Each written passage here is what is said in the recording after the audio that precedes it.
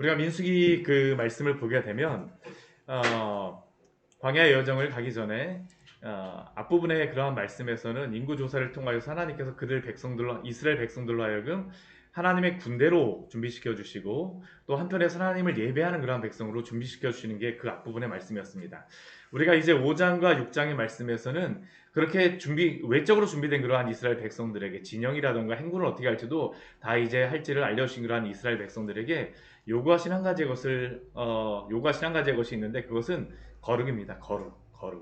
우리 5장에서는 이 거룩에 대해서 말씀하실 때 우리가 거룩이라고 할 때에 이 거룩이라고 하는 것은 우리의 성도의 삶으로 한다면 거룩하게 살아가는 것, 성화의 것을 의미합니다. 성화, 거룩하게 되어지는 것.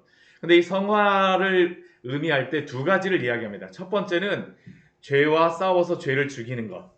우리가 죄를 제거하지 않고 죄와 예수 그리스도를 믿고 그리스도와 함께 동행하며 살겠다는데 죄도 동행해라, 죄도 같이 함께 살겠다? 아닙니다. 하나님 기뻐하지 않으세요. 이스라엘 백성에게도 동일한 것을 말씀하십니다. 우리 5장에 그래서 말씀해 보게 되면 이 이스라엘 진영 안에 있는 여러 가지 죄악된 그러한 것들을 다 제거하고 없앨 것을 말씀하셨던 것이 바로 이 5장에서의 말씀이었습니다. 그의 삶에서도 거룩하게 살아가야 됩니다. 가정에서도 부정한 그러한 일들이 있으면 안 되고요. 의심하며 살아가도 안 됩니다. 이게 바로 5장에서 말씀하셨던 거룩하게 살아가는 이 죄를 제거하며 살아가는 그런 삶이었다고 한다면요. 두 번째 거룩하게 살아간다고 하는 것은 또 무엇을 의미하냐면 더 적극적으로 거룩을 추구하며 살아가는 것이 또한 거룩하게 살아가는 방식입니다. 한편에서는 죄를 제거하고 또 한편에서는 거룩하게 살아가는 것. 이 두 가지가 같이 맞물려야 됩니다. 거룩하게 살아가고 싶으십니까? 2022년 주를 위해 살고 싶으십니까? 그러면 죄와 싸우십시오. 죄를 제거하십시오. 그리고 두 번째는 주님을 향하여서 거룩하게 살아가기를 애쓰십시오. 이 두 가지가 동시에 이루어져야 됩니다. 오늘 그 말씀, 우리가 6장 말씀을 보게 되면 바로 이것을 말씀하고 있습니다. 우리 6장 말씀에서는 이 나실인에 대하여서 그 말씀해 주세요. 그리고 이제 뒤에 보게 되면 대제사장의 축복에 대하여서 이제 말씀해 주시는데 두 가지 다 그렇습니다. 하나님을 향하여서 살아가겠다라고 하는 그러한 마음을 가진 성도들의 삶, 그러한 삶에 대하여서 알려주시는 것입니다. 나시린이라고 하는 이것을 오늘 그 말씀해 주시는데요. 이 나시린이라고 하는 그러한 것은 뭐 나시린 하니까 이게 나실 뭐 이 한자로다 무슨 의미가 있다 그렇게 생각할지 모르시겠는데 이 나시린이라고 하는 것은 한자로도 아마 쓰여지긴 했을 텐데 그러한 의미보다는 원래 그 어휘 자체가 이게 그 나시린과 거의 유사합니다. 그러니까 음역을 한 것입니다. 이 원어를 우리 그 뭐 한자로다 이렇게 비슷하게 만들어낸 게 바로 이 나시린이라는 의미입니다. 근데 이 나시린이라고 하는 이 의미 자체가 원어적인 그런 의미 자체가 어떠한 뜻이 있냐면 구별되다, 성별하다라는 그런 의미가 있습니다. 구별된 사람, 성별된 사람. 그러니까 오늘 말씀에도 보면 계속적으로 반복되어져서 나오는 그러한 문장이 뭐냐면 구별되어졌다. 하나님께 구별되어졌다라는 게 오늘 말씀에서 반복적으로 나옵니다. 왜냐하면 나시린이라고 하는 그러한 사람, 나시린으로서 헌신한 사람은 하나님께 스스로를 구별하여서 거룩하게 살아가겠다라고 서원한 사람이기 때문입니다. 오늘 한번 말씀 보십시오. 우리 2절 말씀에 보게 되면 이스라엘 자손에게 전하여서 그들에게 이르라 라고 말합니다. 이 이스라엘 자손 중에서 어떠한 사람이냐면 내가 정말로 하나님을 위하여서 거룩하게 살고 싶습니다 라는 그런 열망이 그 안에서 막 넘치는 사람입니다. 이 거룩함에 대한 열망, 하나님께서 우리에게 그런 마음을 주실 때가 있잖아요. 그런데 이렇게 거룩한 하나님을 향하여서 거룩하게 살고 싶고 특별히 하나님을 향하여서 봉사하며 섬기며 살고 싶은데 문제는 무엇이냐 하면 하나님의 성막이라던가 하나님을 예배하는 그러한 일들에는 누가 그 일을 감당하도록 하나님께서 명령하셨습니까? 말씀하셨습니까? 제사장과 레위인들에게 이 일을 말씀하셨어요. 제사장과 레위인 외에는 하나님의 이러한 그 직접적인 섬기는 그러한 일들을 향하여서 직접 성막에서 그러한 일들을 감당하는 것이 허락되어지지 않았습니다. 근데 그렇게 열망하는 사람도 있습니다. 그럼 그러한 사람들은 어떻게 될까요? 그러한 사람들이 나시린으로서 서원을 하는 겁니다. 우리가 성경에 보게 되면 이렇게 평생을 자신을 하나님께 나시린으로서 서원하며 살아갔던 대표적인 두 명의 사람이 있습니다. 그 사람이 누굴까요? 한 명은 삼손이고 또 한 명은 사무엘입니다. 이 두 사람은 다 나시린으로서 평생을 하나님 앞에 살아갔던 사람이에요. 그래서 이 삼손 같은 경우는 오늘 이제 말씀해 보게 되면 보겠지만 그가 나시린으로서 살게 되니까 끝까지 그가 지켰던 것이 무엇입니까? 머리카락이잖아요. 그렇죠. 오늘 말씀을 보게 되면 나시린을 서원할 때에 그러한 것들을 무엇을 하라라고 하는 것을 말씀해 주세요.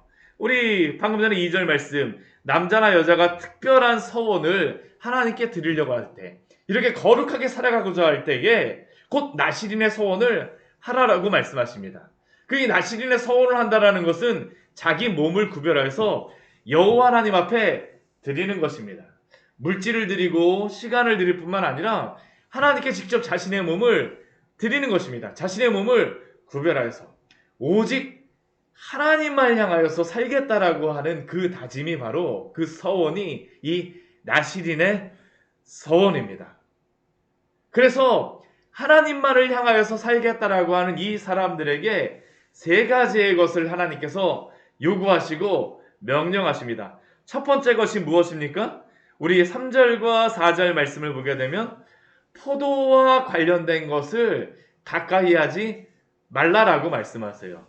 우리 3절 말씀 보게 되면 먼저 무엇을 가까이 하지 말라라고, 무엇을 멀리하라고 말씀하십니까? 포도주와 독주를 멀리하라고 말씀하십니다.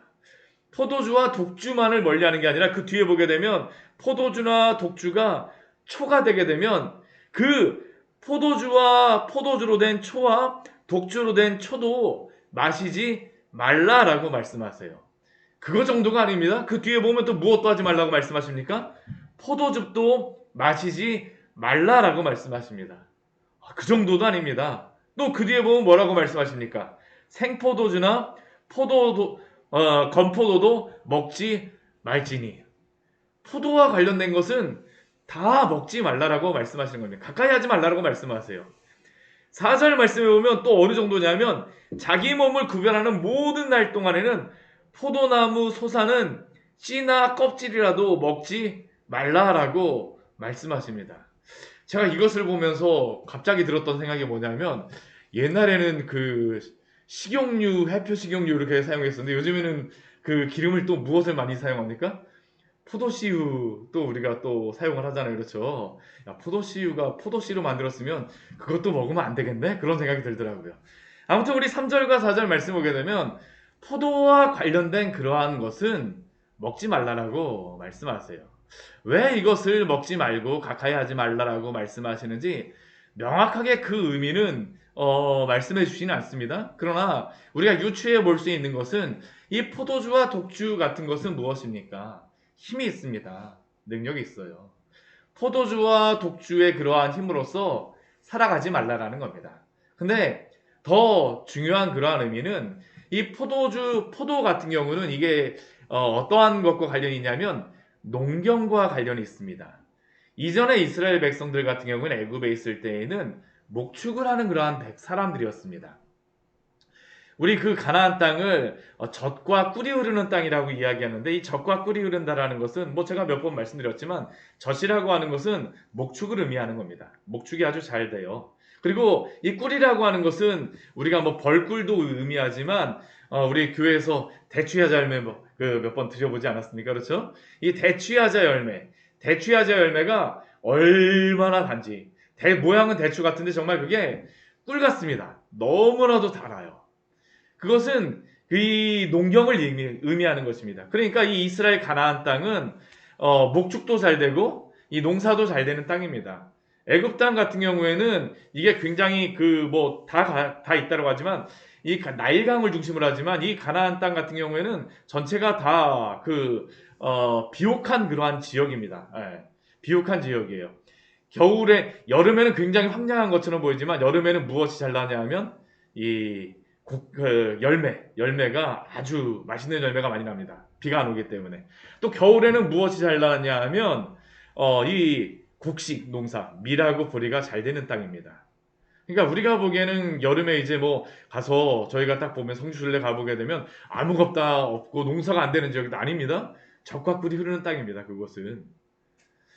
근데 하나님께서 이곳에 가게 되면 이스라엘 백성이 목축으로서 하는 것이 아니라 이 포도를 하게 되면 풍요로운 그러한 삶, 좀 더 여러 가지의 것들을 먹고 마실 수 있는 것들이 향유할 수 있는 그러한 것들이 펼쳐지는 겁니다.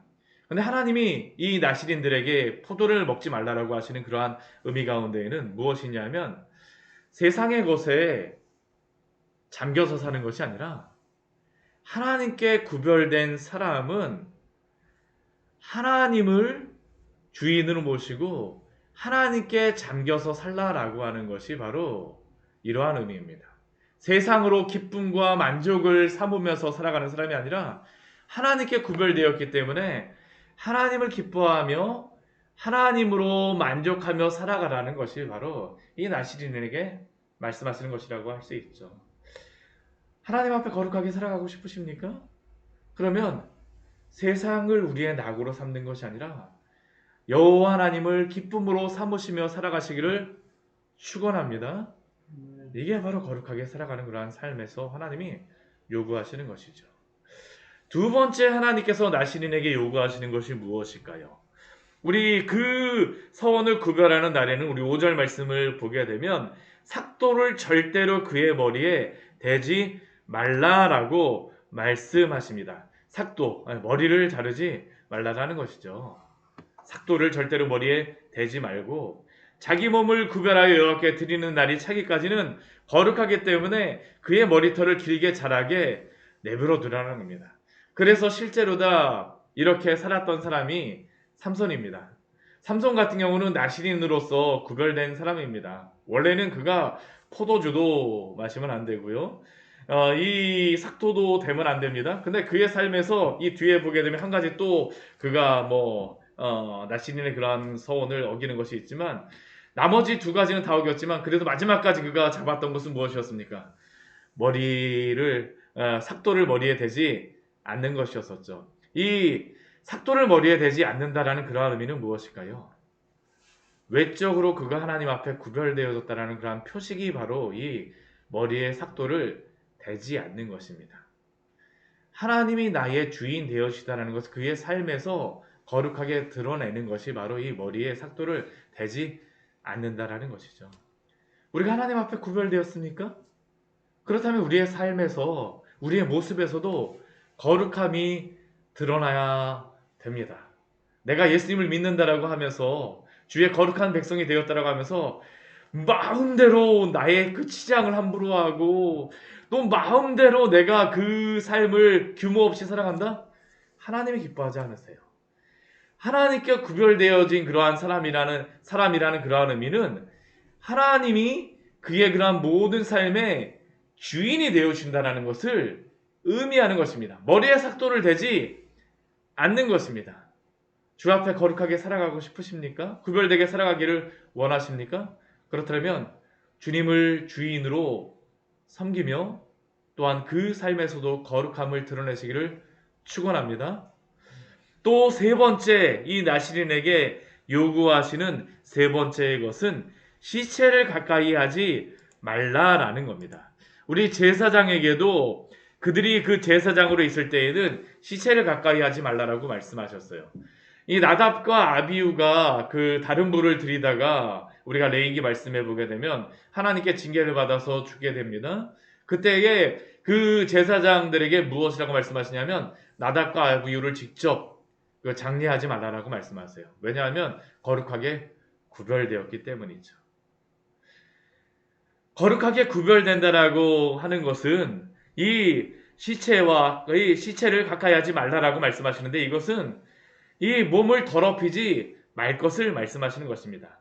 죽음으로 인하여서 부정하여지는 것을 막기 위하여서 나시린에게 이렇게 말씀하시는 것입니다. 이것은 결국 주님의 그러한 거룩한 백성들에게 구별된 사람은 자신을 죄에 방임하며 살아가는 것이 아니라 자신을 죄와 멀리하며 거룩하고 성결되게 구별되게 살아갈 것을, 또한 그러한 것들에 가까이 하지 말 것을 요구하시는 것입니다. 적극적으로 그 죄로부터 멀리 하는 것을 요구하세요. 우리가 정말로 구별되고 거룩하게 살아가기를 원하십니까? 그럼 죄와 멀리 하십시오. 우리가 금묵자욱이라고 하잖아요. 그렇죠? 먹과 가까이 하면 어떻게 됩니까? 검게 변할 수밖에 없습니다. 주님께서 거룩하게 살아가는 그러한 자들의, 거룩하게 살기를 원하는 그러한 나시린들에게, 거룩하게 살기를 원하는 사람들에게 이 죄와 가까이 하지 말라라고 말씀하시는 겁니다. 2023년 거룩하게 살아가기를 원하신다면 주님을 향하여 살아가십시오. 이 세 가지의 삶의 방식을 나타내 주는 것입니다. 삶의 방식. 그런데 이렇게 그 거룩하게 살아가게 몸을 구별하여서 살기를 원하지만, 거룩하게 살기를 원하지만 때로는 어떻습니까? 잘못을 범할 때도 있어요. 부지 중에 죄악을 범하는 그러한 경우가 있는 것처럼 정말로 원하지 않았음에도 불구하고 부지 중에 그러한 죄악을 범하는 경우가 있습니다. 그래서 오늘 말씀해 보게 되면 우리 8절 이후의 말씀에서는 부지 중에 그 나시린의 규례를 어겼을 때에 어떻게 회복할 것인가 라는 것을 우리에게 말씀하여 주시죠. 우리 9절 말씀해 보게 되면 한 가지의 예를 말씀하시는데, 그게 뭐냐면 누가 갑자기 그 곁에서 죽는 일이 발생하는 겁니다. 갑작스럽게 그 어떤 사람이 죽게 되면 어떻습니까? 도와주고 해야 되잖아요. 그렇죠? 그래갖고 그 나시린의 규례를 어기게 되어지면 어떻게 할 것인가? 우리 구절 말씀이 다른 겁니다. 누가 갑자기 그 곁에서 죽어서 스스로 구별한 자의 머리를 더럽히면, 그 사람이 더러워지게 되면 어떻게 하냐? 그러면 자신의 그 정결하게 하는 그러한 그 날을 위하여서 머리를 밀라라고 말씀하십니다. 그리고 일곱째 날까지 일곱째 날에 머리를 밀라라고 이야기하시고요. 그리고 여덟째 날에는 우리 10절 말씀해 보게 되면 산비둘기 2마리나 쥐비둘기 새끼 2마리를 가지고 와서 제사를 드리라고 말씀하십니다. 이 산비둘기 2마리나 쥐비둘기 새끼 2마리니까 비싼 것은 아닙니다. 그러니까 나신인으로 하여금 나신으로 살게 되면 사실 여러 가지 어려울 수도 있지 않습니까? 세상과 버텨야 되지 않으니까 큰 재물을 원하지 않으세요.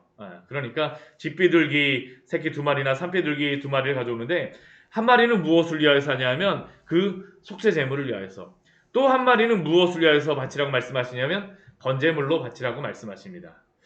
그런데 이렇게 해서 그 자신의 죄를 속하고 그 머리를 성결하게 하는 것이 끝나게 되면 이것으로서만 끝나는 것이 아니라 12절 말씀에 보면 한 가지의 것을 더 말씀하십니다. 다시 회복되는 것에 대해서 말씀하십니다. 12절 말씀 같이 한번 읽어보겠습니다.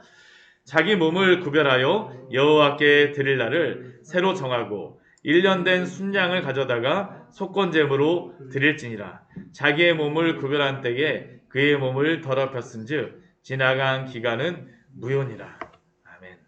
우리 여기에 보게 되면 두 가지가 좀 특징적이겠습니다. 우리 앞에서 속죄제물도 드리고 번제물도 드리게 하시는데, 자기 몸을 다시 한번 거룩하게 구별하여서 하나님 앞에 나시린으로 드리는 일을 하라고 말씀하시는 겁니다. 다시 드리는 겁니다. 근데 이렇게 나시린으로 드릴 때에는 무엇을 또 하나님께서 바치라고 말씀하시냐면 1년 된 순양을 가져다가 속건제물로 드리라라고 말씀하세요.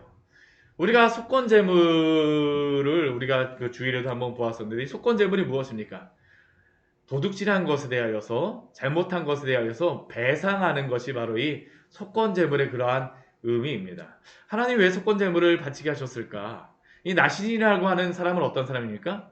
하나님 앞에 구별되어서 하나님 앞에 드려진 사람인데, 죄를 지었다라는 것은 한편으로는 하나님 앞에 하나님의 사람으로서의 그러한 역할을 감당하지 못하고 죄를 범해서 도둑질한 것의 그러한 의미가 이 안에 있다라는 것이죠.